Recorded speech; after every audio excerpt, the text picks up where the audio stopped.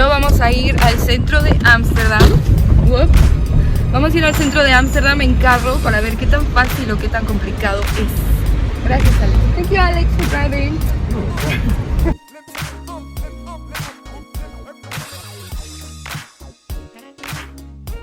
Hey Azul, it's Stefan. I work here in the Netherlands as a transportation engineer in the city of Den Bosch.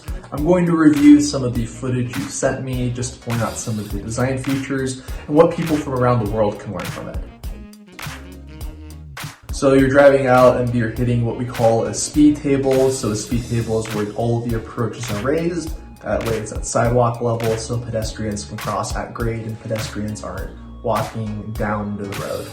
So it's a way to communicate that all drivers always have to yield to pedestrians at crossings. Okay, Amsterdam Centraal.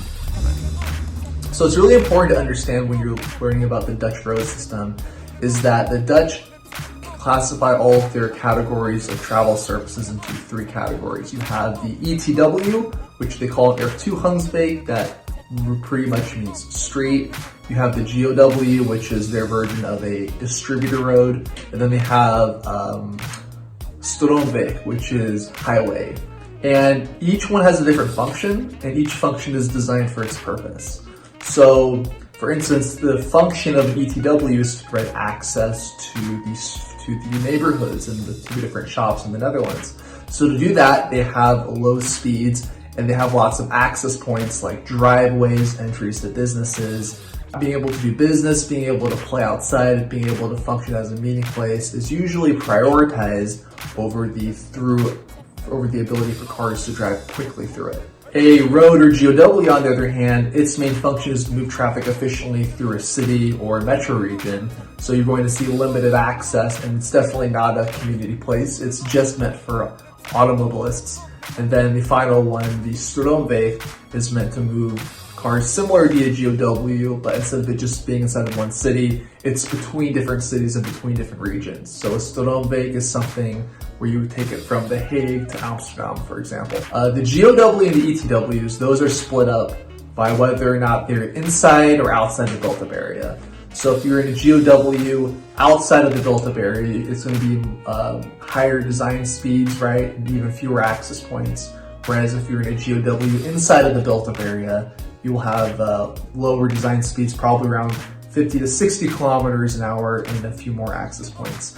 Here it looks like the GOW is starting to enter outside of the built-up area just because you don't have a lot of buildings around the car right now. In the Dutch system, you have those three categories, but you also have a fourth called an Autosnelweg. It is similar to a Stroomweg. The main difference though is that the government body that's responsible for it is the federal government. And this classification system is something that the state government came up with. So for the purposes of the video, I put together Autosnelweg and Stroomweg into the same category. Oh, okay. I use that street, that bike lane. Really? Oh, now I get it. This book that I was reading, it questions the concept of bicycle highways. Why do we want more bicycle highways and not just like more friendly streets where you can commute? Not everyone wants to go as fast as they can, because here you can go as fast as you can and you can get to your place super fast. Yeah.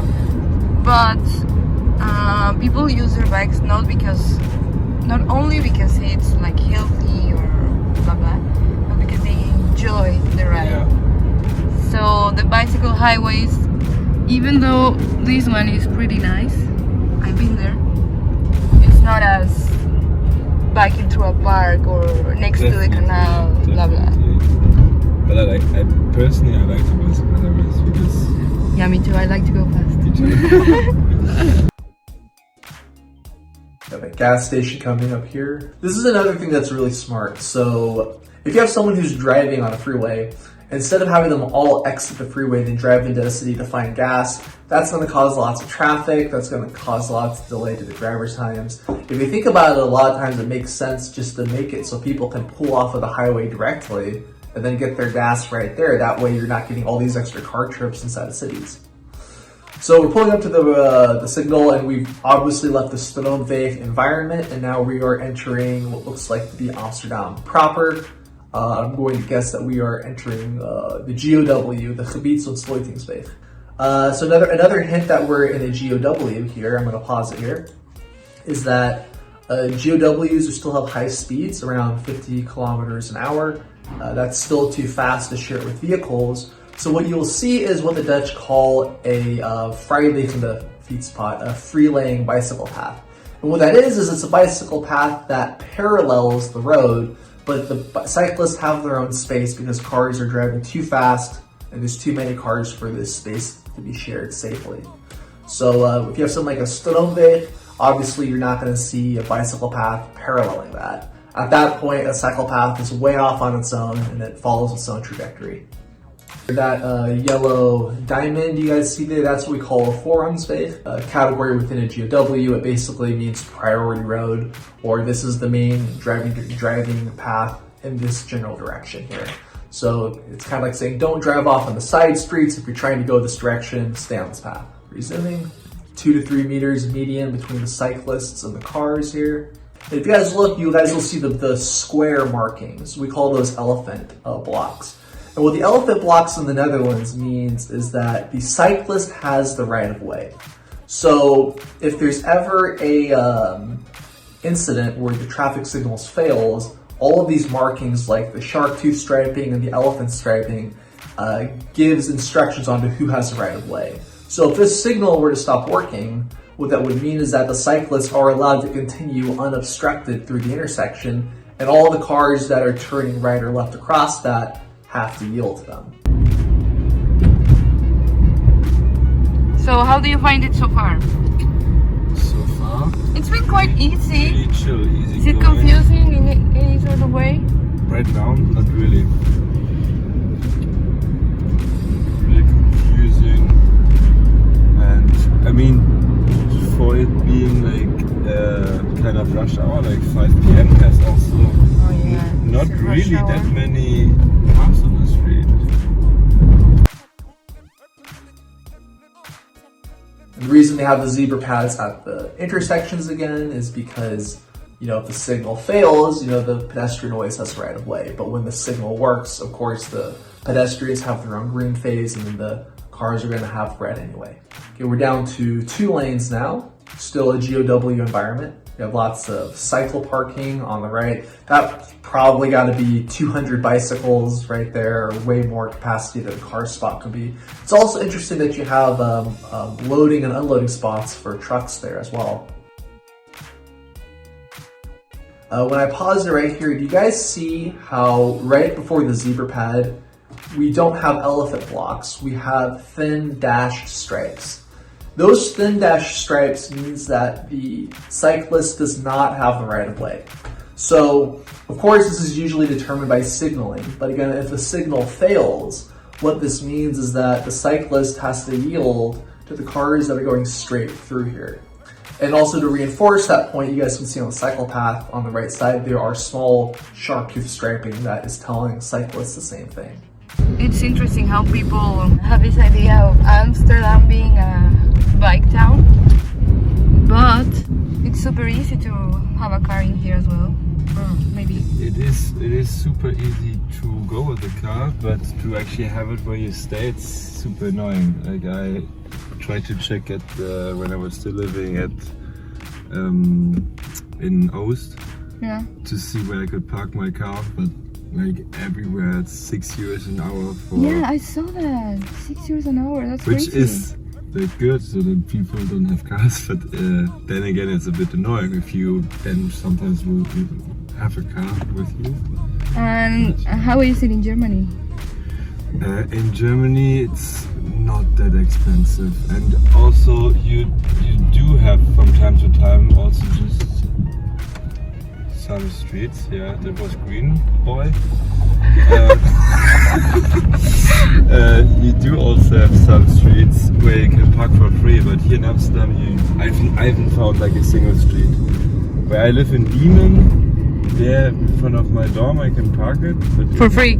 for free. Okay, okay. But in Amsterdam Centraal or even Oost, wonder what this is. This is for right next to the traffic light. Yeah, let up. This is just to Like, be careful maybe. I'm gonna pause it here. The cyclists already have a green light. So if you guys look on the right side, past the signal that's red, if you guys look to the right, in the Netherlands, they have special signals for bicycles. And the Dutch intersections are usually a lot smarter than intersections around the world. These are either timed or programmed to give cyclists, trams, and buses the right of way. And they do that because inside of the city, taking public transit or riding your bike is a lot more efficient. And if you're trying to move the most number of people through a road, it makes sense to prioritize the most efficient mode of transport. And the least efficient mode of transport has to wait. Look at all these people. so crazy, like how many people. Yeah. At my uni, Yeah. in the last intersection Yeah. before I get to my university, it was the first time in my life that so many people, so many bicyclists was waiting at the traffic light that you had to wait 2 full traffic light phases. Really? Yeah, because in one light everybody could So pass. many. It was crazy. Bike is king here. Bike is king. I've lived in the Netherlands for almost 2 years. Even to this day, I'm just always surprised by how many bicycles I see everywhere. This is a protected intersection right here. So if we were to talk about this a little more, you guys might notice how that car that's turning right up here, somebody is cycling around. If they have to take a right at this intersection, they don't have to wait any kind of signal timing. They're just free to take a right immediately, and then they can go on their way. They do sometimes have to wait if they want to go straight, or if they want to take a left, sometimes they have to wait twice. But the concept is that, yeah, sometimes you have to wait twice, but whenever you have to take a right at a signal, you don't have to wait at all, so it makes up for it. Another thing at this signal here, all of the Dutch traffic signals have to have a white and black stripe around the stem of it. And the idea is just to make that much more obvious that it's an intersection.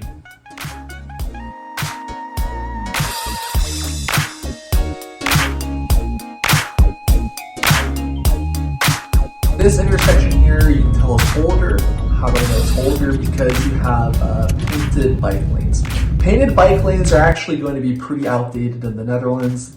It's not really something they do anymore, especially not in the middle of intersections. So if you want to kind of have a hint of how old the intersection's been built, if it has painted bike lanes in the middle of it, it's probably at least 30 years old. Will probably be redone eventually in the future. If it has protected bike paths on the outside, it's going to be newer. So I'm going to pause it here. So I want to point out something out to you guys. You guys see, like, when we just go straight, we have the GOW road environment with asphalt, and you have cars going one way each way. But if you guys just look to the right, you guys might notice that is a side street. And that's what the ETW inside of the built-up environment looks like. So that's going to be a much calmer area with a lot fewer cars driving through it. And when they do, you're going to be going a lot slower.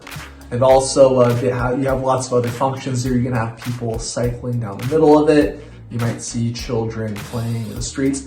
And that whole design has made it so you can safely access those businesses on the side.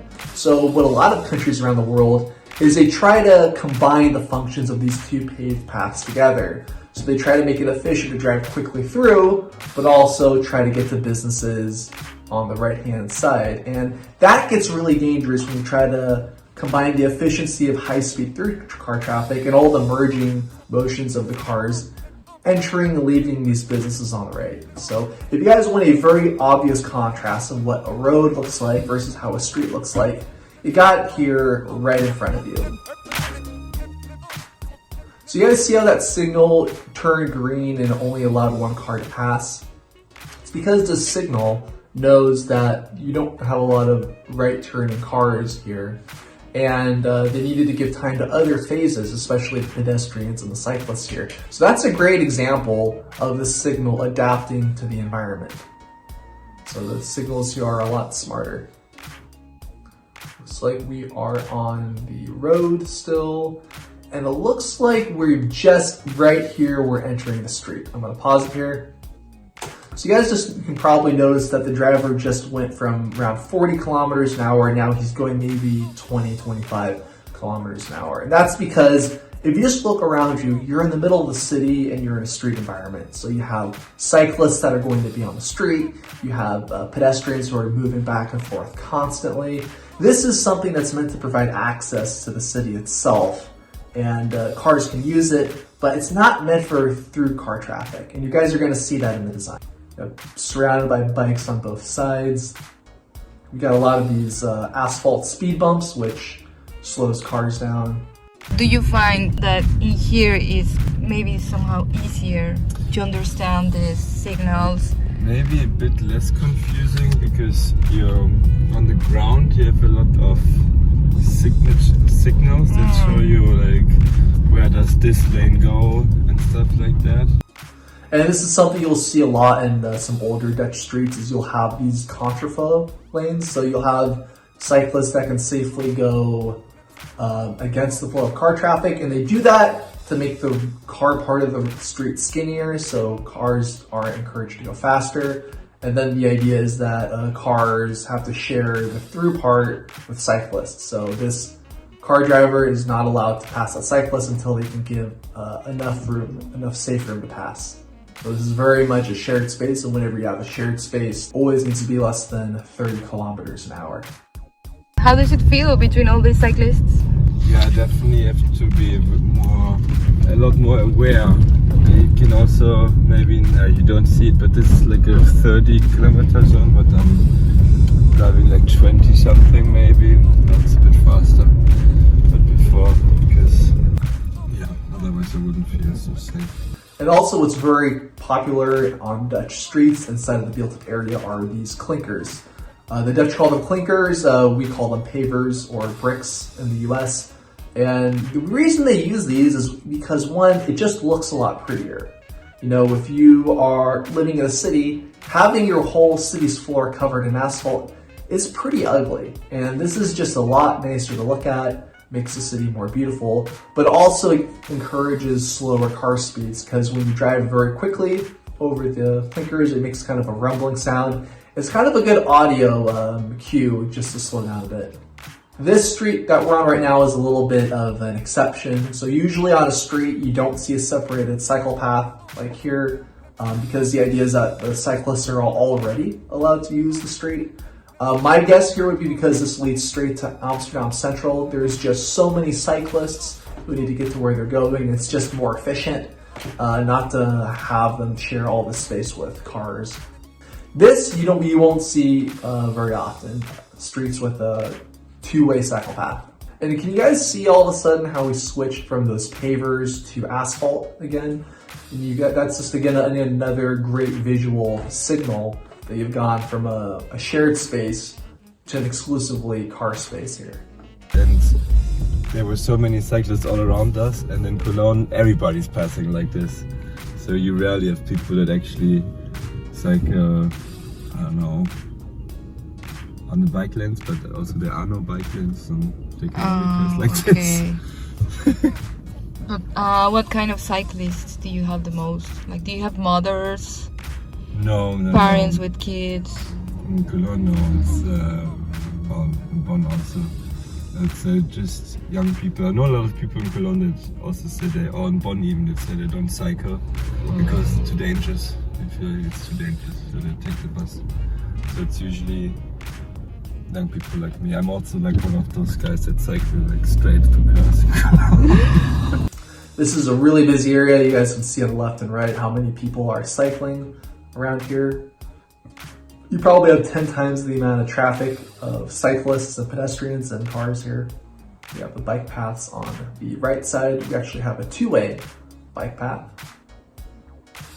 Sometimes they'll split it up on both sides of the road, but sometimes depending on the circumstance, it makes more sense to have both bike lanes on this one side. I don't know about you guys, but there's just something so relaxing about watching a city function like this. Everything just operates in harmony. Sometimes it feels like a simulation, just watching the Dutch go about their average daily life. All of the signals in the Netherlands are nearsighted. So that means is that when you're driving, all the signals are going to be on the part of the road that you're waiting at. Whereas in the US, we have far side signals. And I actually think that near side is better because it keeps your attention closer to the car. So if there's, say, a pedestrian who's going to be crossing right in front of you, or a cyclist, it kind of keeps your attention close to your surroundings and not way far in the distance. Okay, we're driving underneath the Amsterdam train station. I haven't seen this part before. I usually don't drive around Amsterdam, so this is actually pretty new for me. Okay, and we are done. Oh, it keeps recording. Llegamos. Fue todo muy fácil. Thank you, Alex. De nada. Like all the fresh air in your face, and then you see the nice architecture, and then you get to the NDSM. Oh yeah. Or something. Look at this bridge. And then you get to see the sunset. Yeah. Beautiful bridge. Shoot.